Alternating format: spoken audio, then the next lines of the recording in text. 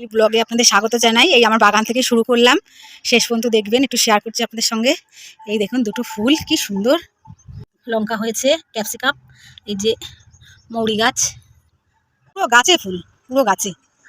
কি করবো, এটাই আপনাদের শেয়ার করছি। ফুল আসছে, দেখি যে এটা মৌসুম্বি লেবু, কমলা লেবু, এই যে অনেক কড়ি এসেছে কমলা লেবুর গাছে, বড় বড় হয়েছে এগুলো। এই একটা গাছ, গাছ, সব গাছ একটু একটু হয়েছে, গাছে ফুল ফুটেছে। মৌরি গাছ না, এখন আবার জবা ফুল ফুটতে শুরু করেছে, গোলাপি জবা এসে।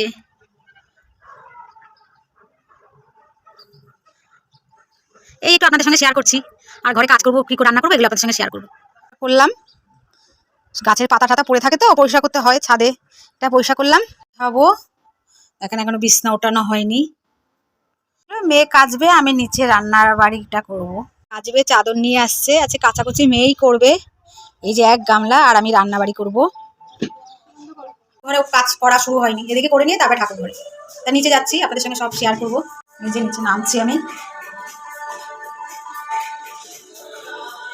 শাক কাটছি, লাল শাক রান্না করব।